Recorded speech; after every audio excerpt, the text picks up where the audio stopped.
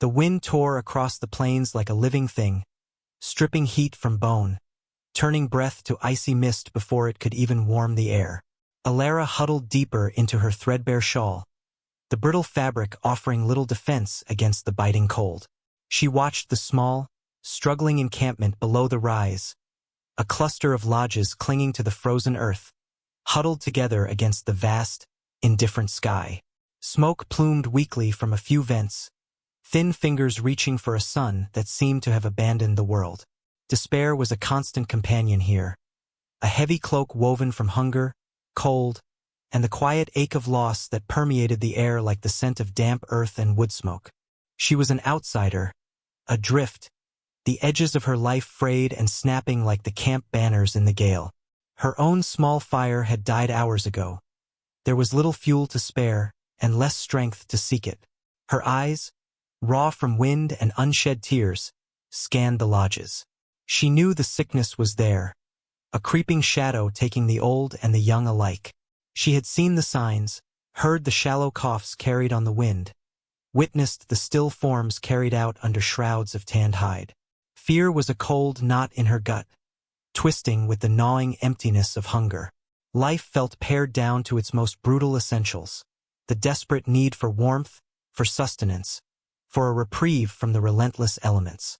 Below, near one of the smaller lodges, she saw a shape, a boy, young, perhaps no older than 10 winters. He sat hunched, remarkably still despite the wind, his gaze fixed on the entrance of the lodge. He was Comanche, she knew, distinguishable by the cut of his hide tunic and the single braid that whipped around his face. This camp was a confluence of remnants, shattered pieces of peoples brought together by shared hardship, clinging to this desolate valley like the last leaves on a frozen branch. Alara didn't know the boy, nor the family in the lodge, but she had seen him before, always quiet, always watchful. Now, his stillness felt different, weighted with a solemn intensity that drew her gaze. The lodge he watched belonged to a family known to be touched by the sickness. Rumors had drifted on the wind, a girl inside, fading like the last embers of a fire. Alara shivered, pulling the shawl tighter. The cold seeped into her very marrow, a mirror of the desolation that had settled in her heart. She was alone, utterly alone, in a world that seemed to care nothing for a single life. The boy remained, a small, solitary figure of vigil against the vast white canvas of the winter landscape. His presence was a quiet testament to something, loyalty, concern? She couldn't say, but it held her gaze, a tiny point of focus in the swirling, chaotic despair. The wind howled, a mournful cry that echoed the soundless screams trapped in her own chest. Survival felt like a cruel joke, a long, drawn-out punishment. She closed her eyes for a moment, letting the cold bite, almost welcoming the numbness it promised. But the image of the boy, watching the lodge, persisted behind her eyelids, a small, unwavering flame against the encroaching darkness. Hours bled into one another, marked only by the shifting light and the relentless moan of the wind. Alara remained on the rise, a frozen observer. Her limbs ached, her fingers were numb claws, but something held her captive, the quiet drama unfolding below. The Comanche boy, Cale, had not moved. He was a statue of youthful concern outside the lodge where the girl, Lila, lay dying. Alara watched him, mesmerized by his unwavering vigil. In a world where life was cheap and hope felt like a forgotten dream, his steadfastness was a strange, compelling thing. She saw others from the camp pass by, their faces etched with weariness and resignation. Some offered Cale a brief, sympathetic glance. Others seemed not to notice him at all, lost in their own struggles. There was a man among them, a figure who moved with a quiet competence that set him apart. Jorn.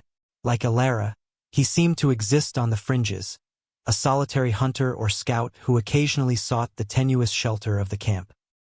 He was a man of few words, his face weathered and often grim, but Alara had seen a flicker of something guarded in his eyes before, perhaps a shared understanding of what it meant to walk alone in this harsh land. He passed near Cale now, his gaze lingering for a moment on the boy before he continued on. his movements economical and strong as he checked the lashing on a stack of hides. No words were exchanged, yet there was a weight to the silence between them that spoke volumes. Then Cale stirred. Slowly, deliberately, he unwrapped something from around his shoulders. It was his blanket, small and worn, but clearly precious, the only one he seemed to possess. Alara's breath hitched in her throat. It was a simple, profound gesture. He didn't hesitate. He rose, clutching the blanket, and approached the lodge entrance. He stooped, disappeared inside for only a moment, then emerged, empty-handed. He didn't look back. He simply walked away from the lodge, a little smaller now, a little more vulnerable to the cold without his covering. The act was so quiet, so unassuming, yet in the desolate context of their existence, it felt monumental. A single, selfless act of warmth offered to one who was beyond warming. Alara watched him go, a strange mix of emotions swirling within her. Grief for the unseen girl, awe at the boy's quiet compassion, and a sharp pang of her own isolation. She was cold, yes, but the chill in her heart felt momentarily lessened by the warmth of his action. It was a stark contrast to the indifference of the wind, the cruelty of the sickness. Jorn, who had been working nearby, paused. His eyes followed Cale's retreating form, then shifted to the lodge and finally, briefly, settled on Alara on the rise. There was no judgment in his gaze, only a quiet acknowledgement, a shared witnessing. In that fleeting moment, across the cold expanse, Alara felt a thread of connection, fragile but real. It was the first she had felt in a long time. The news spread through the encampment with the speed of a sudden chill. The girl Lila was gone. The quiet grief that had been a constant undercurrent now surfaced, rippling through the lodges. Alara watched from her vantage point as figures emerged, their shoulders slumped, their movements slow. The air felt heavier, thick with sorrow. It was expected, perhaps, given the grip of the sickness, but death always left a raw, gaping wound. Preparations began quietly at first, the traditional washing and wrapping, the hushed voices of mourning. But then, something unexpected started to happen. Messengers were dispatched, riders disappearing over the snowy horizon. Whispers carried on the wind spoke of more than just a simple burial. There was talk of respect, of honor, of a gathering that would transcend the immediate sorrow. Alara watched, bewildered, as figures began to arrive. Not just individuals, but groups. Riders on horseback, emerging from the vast emptiness of the plains. They came from different directions, bore different markings on their hides and faces, yet they converged on the small, struggling camp. These were warriors, strong, stoic figures, their faces weathered by sun and wind and etched with the hard lines of a difficult life. They dismounted, their movements precise and deliberate. They didn't immediately join the mourners around the lodge. Instead, they began to form lines, a silent, growing assembly on the flat ground below the rise. More arrived, and more. Alara found herself counting, her disbelief growing with each new arrival. 10, 50, 100. Their numbers swelled, their silent presence a powerful, unyielding force against the backdrop of the desolate landscape. These were Comanche warriors, Ute, Arapaho peoples who often met only in conflict or cautious trade, now gathering in a solemn, unified mass. Alara couldn't comprehend it. For a dying girl?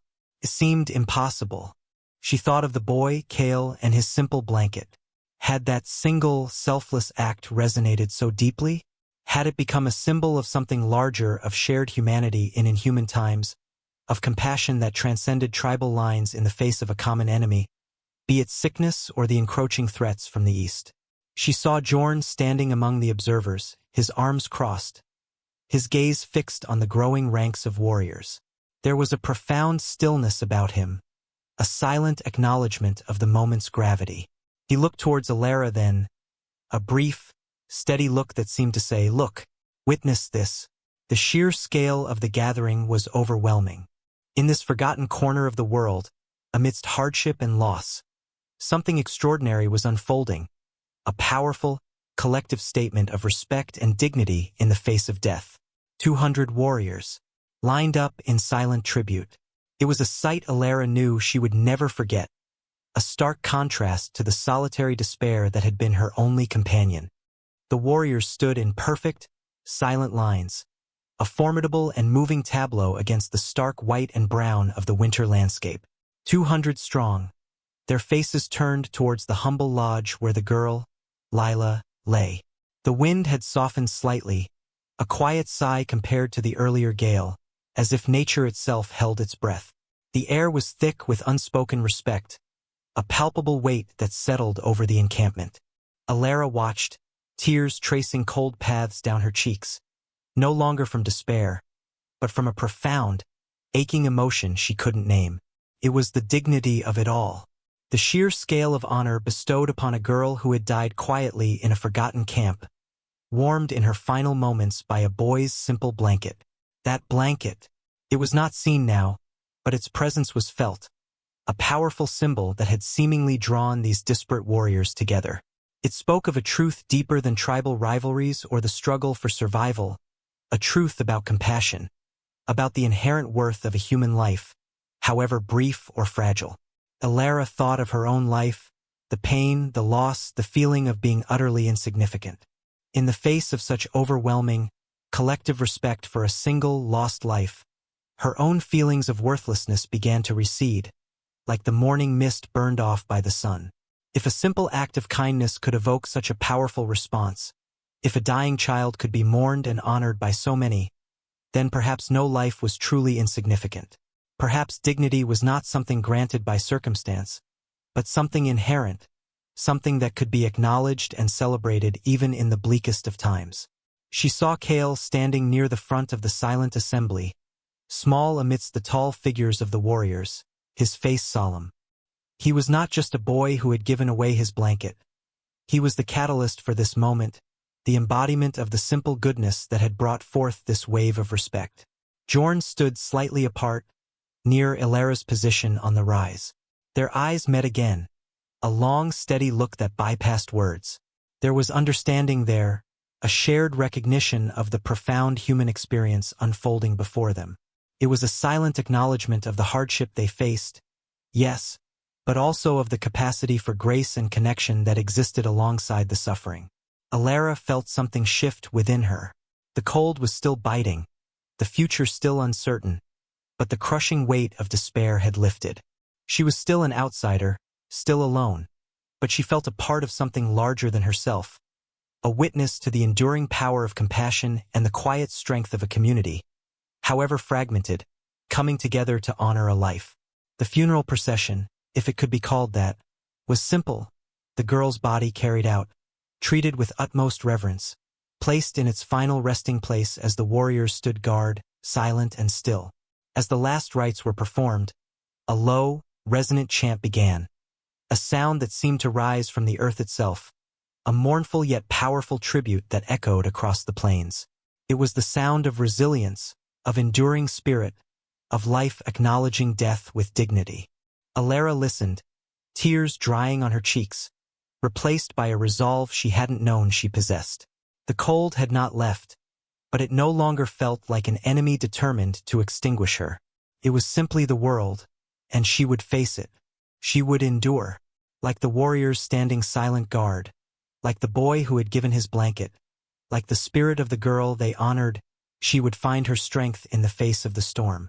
The journey ahead would be hard, but she would walk it with a quiet dignity she had witnessed reborn today.